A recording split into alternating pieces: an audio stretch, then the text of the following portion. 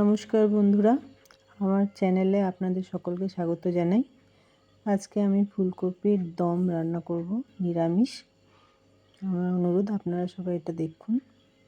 আমি ফুলকপিটা গরম জলে হালকা ভাপিয়ে নিয়ে তারপরে তার মধ্যে সব মশলার মধ্যে দিয়ে দিচ্ছি। প্রথমে টক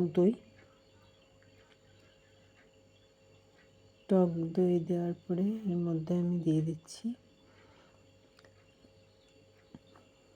আদা লঙ্কা বাটা, আদা আর কাঁচা লঙ্কা বাটা, হলুদ গুঁড়ো,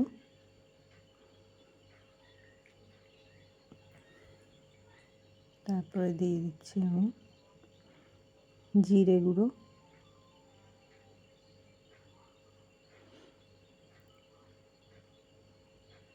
ধনে গুঁড়ো,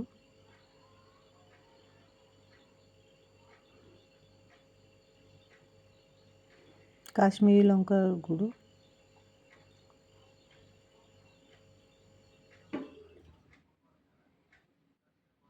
গরম মশলা,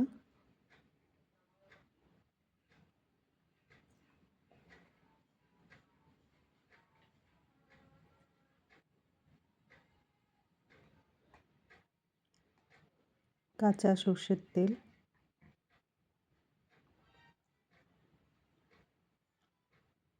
3-4 চামচ মতো কাঁচা সর্ষের তেল দেবেন। মশলাটা মাখতে যেটুকু তেল লাগবে।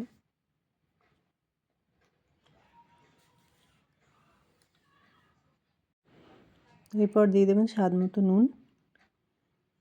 সমস্ত মশলা দেওয়া হয়ে গেলে আমি এটাকে হাত দিয়ে, একটু চিনিও দিয়ে দিলাম, হাত দিয়ে আমি কপির মধ্যে ভালো করে মশলাগুলোকে মাখিয়ে নিচ্ছি। ভালোভাবে হাত দিয়েই ভালো করে মাখানো হয়, সেই জন্য হাত দিয়ে ভালো করে মশলাগুলো কপির গায়ে মাখিয়ে নেবেন। এবং কপিটাকে একটু বড় বড় সাইজের কড়াইয়ের মধ্যে তেল দিয়ে তার মধ্যে তেজপাতা দিয়ে দিলাম। এবারে যত কপিতে মশলা মাখানো ছিল সেটা আমি কড়াইয়ের মধ্যে দিয়ে দিলাম। এবার ওই বাটি ধোয়া জলই অল্প পরিমাণে ওর মধ্যে দিয়ে ভালো করে চাপা ঢাকা দিয়ে দিলাম। দেখুন, ভালো করে ঢাকা দিয়ে দিতে হবে যেন ভাপটা না বেরোয়। গ্যাসটাকেও আমি মিডিয়াম লো ফ্লেমে করে দিলাম। 10 মিনিট পর একটু ঢাকনাটা সরিয়ে এবার দেখে নিচ্ছি যে কপিগুলো সেদ্ধ হয়েছে কিনা, কারণ কপিগুলো যেহেতু একটু বড় সাইজের কাটা আছে। আর এবার কপিতে দেখে নিচ্ছি যে কপিটা সেদ্ধ হয়েছে কিনা। একটু হালকা হাতে নাড়াচাড়া করে দিলাম, দেখুন কতটা জলও বেরিয়ে গেছে।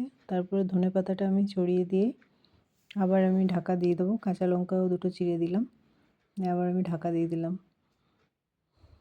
আবার 5 মিনিট বাদে খুলে এবার আমার রেডি হয়ে গেছে ফুলকপির দম। আপনারা এটা অবশ্যই ট্রাই করবেন। যদি ভালো লাগে তাহলে কমেন্ট করে অবশ্যই আমাকে জানাবেন। আমার পাশে থাকার জন্য আপনাদের সকলকে ধন্যবাদ জানাই।